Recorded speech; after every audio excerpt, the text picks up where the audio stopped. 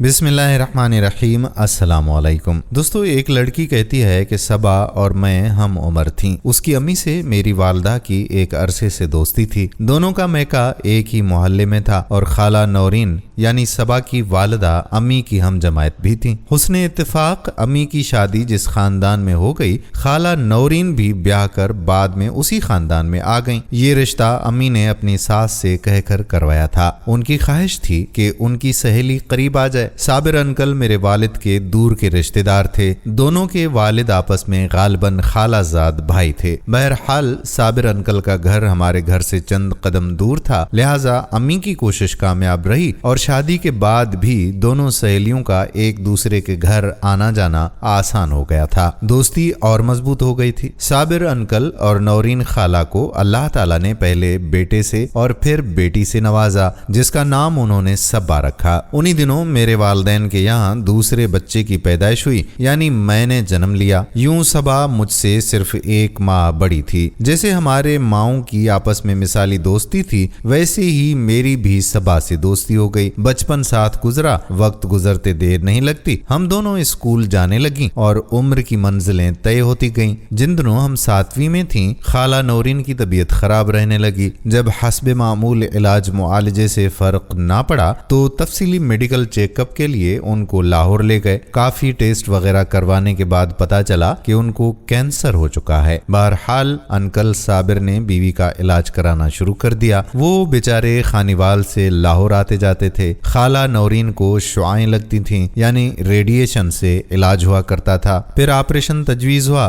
مگر مرض بڑھتا ہی گیا۔ آخر میں جب ان کی کیموتھراپی آخری مراحل میں تھی تو ان کا انتقال ہو گیا۔ انکل صابر اور ان کے بچوں کے لیے جہاں خالہ نورین کی وفات ایک بہت بڑا صدمہ تھا، وہاں وہ بیمار بیوی کا علاج کرواتے کرواتے تقریباً کنگال ہو گئے تھے۔ تمام جمع پونجی ختم ہو چکی تھی اور ستم بالائے ستم کہ ان کی نوکری بھی جاتی رہی، کیونکہ شریک حیات کو مسلسل علاج کے لیے لے آتے تھے اور دن لگ جاتے تھے تو سفر میں اخراجات زیادہ ہوتے تھے، جبکہ دوسرے شہر میں اسپتال کے اخراجات بھی بڑھ جاتے تھے۔ نتیجہ یہ کہ ادھر شریک حیات زندگی سے زندگی کا چمن خالی ہوا تو ادھر ان کی جیب بھی خالی ہو چکی۔ چند دن سوگواری میں رہے، پھر بال بچوں کے اخراجات کی فکر دامنگیر ہو گئی۔ ان دنوں انکل صابر بہت پریشان تھے۔ صبا محض 12 برس کی تھی اور اس کا بھائی طارق 15 سال کا تھا۔ دونوں بچے ٹین ایج کے تھے، جن پر نظر رکھنے اور دیکھ بھال میں خاص توجہ درکار ہوتی ہے اور بے حد اس کی ضرورت ہوتی تھی کہ دال روٹی کے لالے بھی پڑ گئے۔ بہرحال صابر انکل کو بہت بھاگ دوڑ کے بعد ملازمت مل ہی گئی۔ یہ ملازمت انہوں نے مجبوراً قبول کی، کیونکہ تنخواہ بہت کم تھی۔ وہ دوسری کسی اچھی ملازمت کی فکر میں رہتے تھے۔ گھر کو سنبھالنے والی چلی گئی تو صبا کو گھر سنبھالنا پڑ گیا۔ تاہم گھریلو ذمہ داریاں وہ نہیں سنبھال سکتی تھی۔ اسے تو آٹا گوندھنا اور سبزی بنانا تک بھی نہیں آتا تھا۔ خالہ نورین کی لاڈلی بیٹی جو تھیں، وہ تمام کام کاج خود کیا کرتی تھیں۔ صبا نے کبھی گھریلو کام کیا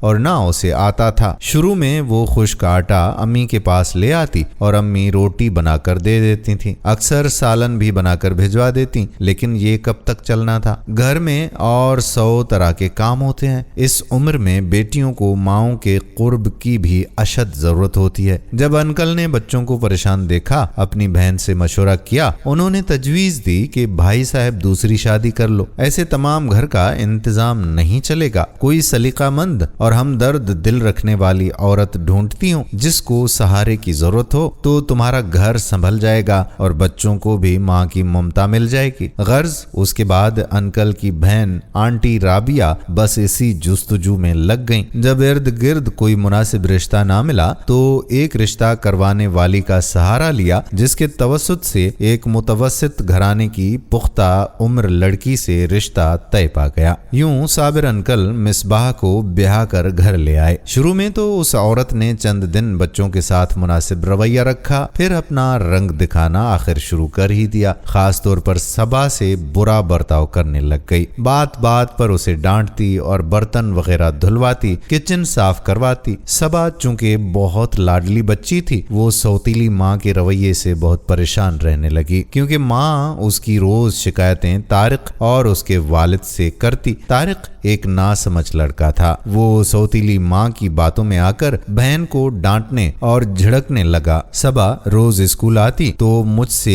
अपने दुख बयान किया करती, मरहुमा माँ को याद करके रोती। अब वो निहायत अफसुर्दा और मुंतशिरुल ज़हन रहने लगी थी। मैं उसे तसल्ली देती रहती कि सब्र करो, इतना रोगी तो तुम्हारी मरहुमा माँ की रूह को तकलीफ होगी। खुश रहा करो, तुम जिस कदर खुश रह सकती हो, हंसोगी उसी कदर तुम्हारी अम्मी की रूह को खुशी और सुकून मिलेगा। सबा मेरी बातों को दिल के कानों से सुनती थी। वो अब खुश रहने लगी और खुश रहने की कोशिश करती थी, मगर आंटी मिसबाह उसको खुश देख नहीं सकती थी और कोई ना कोई नया जख्म अपनी जुबान से उसके नाजुक दिल पर लगा देती थी। उन्हीं दिनों उनके और हमारे घर के सामने एक मकान बराए फरोख्त हो गया। कुछ अरसा ये मकान खाली रहा, फिर उसमें नए लोग आ गए जिन्होंने उसको खरीदा था। वो दुकानदार था और उनका एक ही बेटा था जो 3rd ईयर का तालिबे इल्म था। उसका नाम फैसल था। फैसल एक खुश शक्ल और खुश लिबास लड़का था। वालिद का बिजनेस था, लिहाजा उनके पास रुपए पैसे की तो कोई कमी थी नहीं। बाप ने फैसल को गाड़ी भी लाकर दे रखी थी। वो कॉलेज खुद गाड़ी चला कर जाता और जब चाहता सैरो तफरीह को भी चला जाता। कुछ दिन तो नए लोगों से अहले मोहल्ला लिए दिए रहे, लेकिन जब महसूस किया कि ये अमन पसंद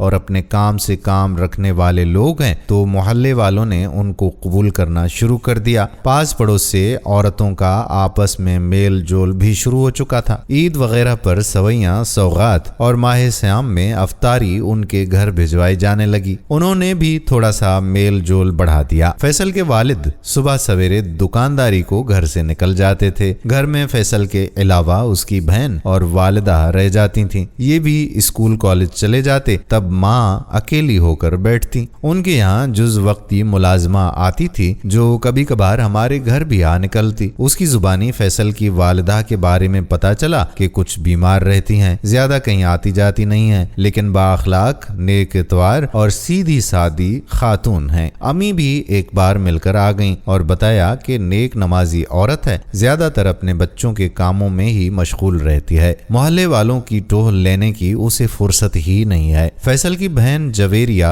एक रोज हमारे घर आई और बोली कि उसे नजदीकी स्कूल में दाखिला लेना है। पहले वाला स्कूल काफी दूर पड़ता है। उस वक्त सबा भी हमारे घर आई हुई थी और मेरे पास बैठी हुई थी, क्योंकि हम दोनों रोज मिलकर स्कूल का काम किया करती थी। हमने उसे अपने स्कूल का बताया, ये भी कि स्कूल के मुंतजिम अब्बू के दोस्त हैं। अपने वालिद से कहो कि मेरे अब्बू से आकर मिल लें, तुम्हारा भी ट्रांसफर पुराने स्कूल से नए स्कूल में करवा देंगे। ये हमारी जवेरिया से पहली मुलाकात थी। इसके बाद वो हमारे स्कूल में आ गई। हम नवीं जमायत में थीं। अब एक ही गली से हम 3 लड़कियां एक साथ स्कूल को जाने लगीं। जल्द ही जवेरिया से हमारी अच्छी दोस्ती हो गई। ताहम मुझसे ज्यादा सबा उसमें दिलचस्पी लेने लगी। एक दिन वो आया कि मेरी ये गहरी और पुरानी दोस्त जवेरिया से ज्यादा करीब हो गई, क्योंकि वो अब भी अपने बाप की लाडली थी और अंकल को इस बात का भी एहसास था कि सबा की माँ फौत हो गई है, लिहाजा उसकी दिलजोई के ख्याल से वो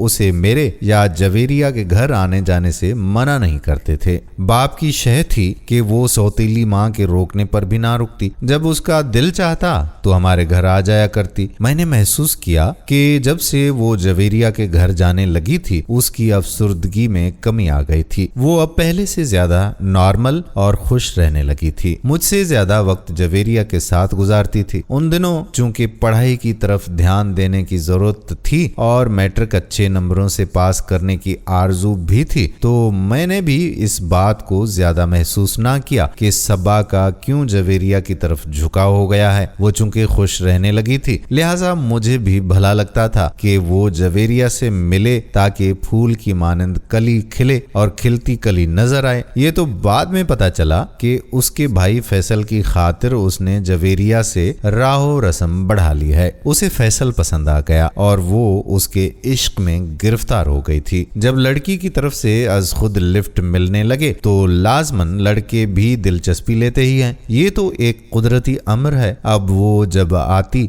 हंसती मुस्कुराती और अच्छे अच्छे कपड़े पहनने लगी। मैंने कुरीदा तब एक रोज खुद ही उसने बता दिया कि वो फैसल को पसंद करने लगी है और उसी से मिलने उनके घर जाती है। दोपहर को उनकी माँ दवा खाकर सो जाती थी। जवेरिया पढ़ने बैठ जाती और ये फैसल के कमरे में जाकर उससे गपशप में मसरूफ हो जाती। सबा ऐसी वैसी लड़की तो ना थी, उसकी मेरी दोस्ती बचपन से थी, लेकिन अब वो जाने क्यों ऐसी हो गई और इतनी बदल गई कि मैं हैरान होती। नहीं जानती थी कि ये तो वो जादू है जो सर चढ़कर बोलता है। अब वो बेहिजाब मजे ले लेकर फैसल की बातें करती। तब मैं समझाती कि सबा संभल जाओ, तुम्हारी माँ सौतीली है, ऐसा ना हो कि ये वालियानापन तुम्हारी जान ले ले, क्योंकि राज की बात कभी ना कभी तो खुली जाती है, फिर जब बात खुलती है तो गली गली आम हो जाती है। दोनों वारिफ्तगी से एक दूसरे को चाहने लगे तो सबा की माँ, जो अब खुद भी अपनी कूक के 2 बच्चों की माँ बन चुकी थी, उसने सबा पर रोक टोक शुरू कर दी, जिस पर उस लड़की ने मुंहजोरी दिखाई। माँ ने बाप और उसके भाई से शिकायत कर दी कि उसका बहुत ज्यादा पड़ोस में आना जाना दुरुस्त नहीं है, क्योंकि उनके घर में एक जवान लड़का भी है और वो अभी भी नए रिहायशी शुमार होते हैं। उन्हीं दिनों सबा के अब्बू को कुवैत में अच्छी मुलाजमत मिल गई। 4 बच्चों की अच्छी परवरिश और किफालत की खातिर वो बच्चे बीवी के हवाले करके खुद बैरून मुल्क चले गए। तारिक अब 17 बरस का हो चुका था। सौतीली माँ ने इस बेटे से बनाकर रखी हुई थी, क्योंकि उसके बहुत से बाहर के कामकाज वो खुंदा पेशानी से कर दिया करता था। रोक टोक से तो जज्बे और शिद्दत इख्तियार करते हैं। जब माँ ने बार बार तारिक के कान खाए तो उसने बहन को जवेरिया के घर जाने से रोक दिया। सबा कहना ना मानती तो तारिक उसको मारने पर आ जाता। हर रोज बहन और भाई में झगड़ा होने लग गया था। उनके झगड़े, चीखने चिल्लाने की आवाज हमारे घर तक आने लगी थी। सबा की वो रोज रोज की आहोजारी में सोचती न जाने कब उसको अकल आएगी और ये झगड़ा खत्म होगा। जब उसको समझाती तो जवाब देती कि अब तो ये झगड़ा लैला या मजनू की मौत के बाद ही खत्म होगा। भाई को तो वो कुछ समझती ही ना थी और बाप की गैर मौजूदगी ने उसे और भी दिलेर बना दिया था। मुश्किल तो ये थी कि लड़का लड़की ही महज राजी थे, मगर